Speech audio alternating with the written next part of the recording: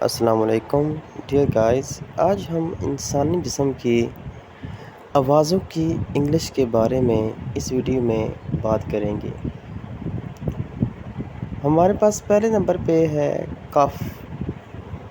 کف ہوتا ہے کھانسنا، تو اس کا سینٹینس بھی دیکھ لیتے ہیں۔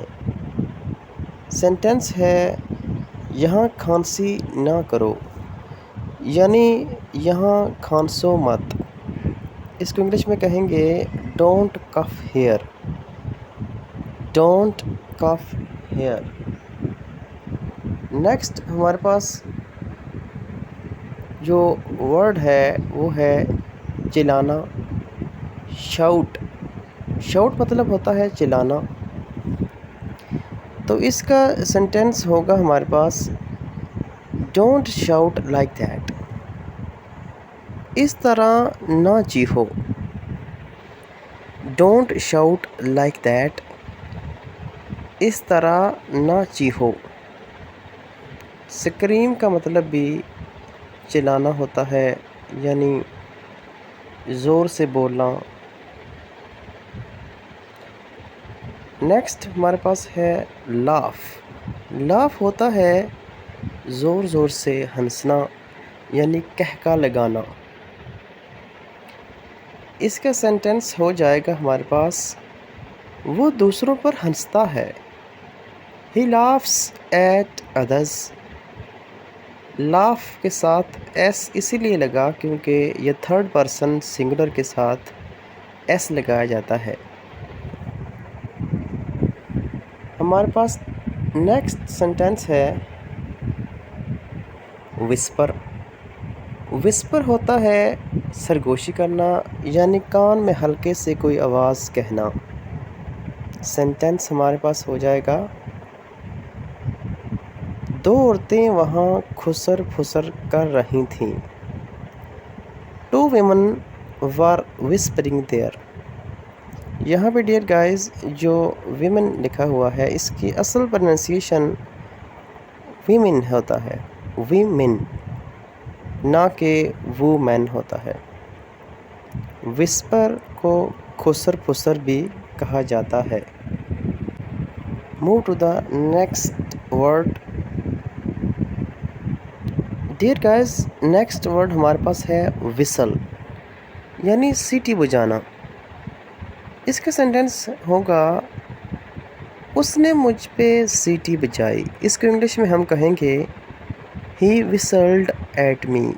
وسل کی سیکنڈ فارم، پاسٹ فارم یہاں یوز ہوئی ہے کیونکہ اس نے سیٹی بجائی، پاسٹ کی بات ہو رہی ہے، تو اسی لیے یہ whistled ہو جائے گا۔ He whistled at me۔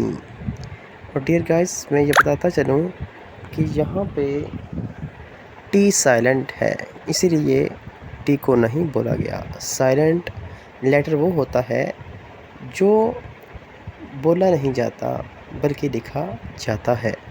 Move to the next word جو کہ ہے ہمارے پاس سنور۔ ڈیئر گائز یہ آلموسٹ ہر بندہ جب سوتا ہے تو ایسی سچویشن میں چلا جاتا ہے، یعنی ہراٹے لینا۔ ہراٹے تو تقریباً میں یہی کہہ رہا ہوں کہ ہر کوئی لیتا ہے، تو اس کو انگلش میں کیا کہتے ہیں؟ اس کو انگلش میں سنور کہتے ہیں۔ جی ہاں، سنور، ہراٹے لینا۔ میرے خاوند زور سے ہراٹے لیتے ہیں۔ اس کی انگلش ہوگی مائی ہسبینڈ۔ جی ہاں، ہسبینڈ، اس کی اصل پروننسیشن ہسبینڈ ہوتی ہے، نہ کہ husband. My husband سنورس loudly. Dear guys یہاں پہ پھر سنور کے ساتھ ایس کا اسی لیے اضافہ ہوا کیونکہ ہسبینڈ ایک ہے، جو سنگولر ہو، واحد ہو، اکیلا ہو، اس کے ساتھ ہم ایس یا ای ایس کا اضافہ کرتے ہیں۔ اسی کے ساتھ ہم چلتے ہیں ہمارے نیکسٹ ورڈ کی طرف جو کہ ہے گراؤل۔ گراؤل ڈیئر گائز یہ کسی جانور کے غصے میں چلانے کی آواز کو کہتے ہیں۔ اس کو مطلب انسانوں کے بارے میں بھی کہہ سکتے ہیں کہ جب وہ غصہ کرتے ہیں تو مطلب گرجتے ہیں، زور زور سے چلاتے ہیں، تو اس کے والے سے بھی ہم اس کو یوز کر سکتے ہیں۔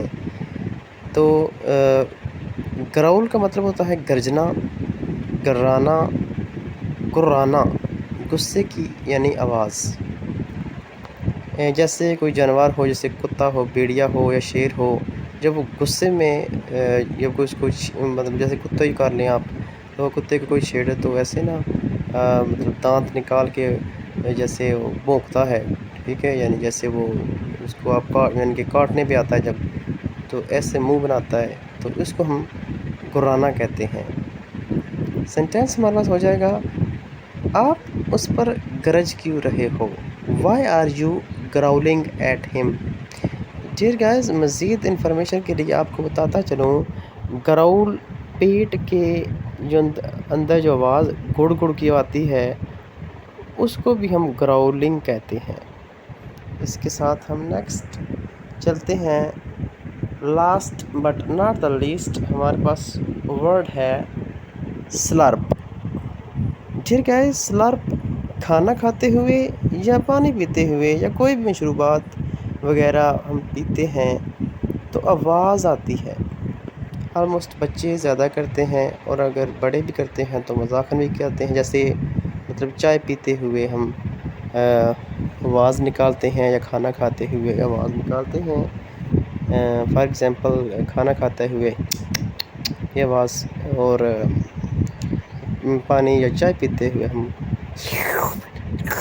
یہ آواز نکالتے ہیں۔ ڈیئر گائز، یہی ہے، اسی کو ہم سلرپ انگلش میں کہتے ہیں۔ تو سینٹینس ہوگا ہمارے پاس، وہ چائے سڑپ کر کے پیتی ہے، یعنی سڑ جو بھی میں نے آواز نکالی نہیں ہے، اس طرح کی، یعنی کہ آواز نکال کے چائے پینا۔ She slurps tea noisily۔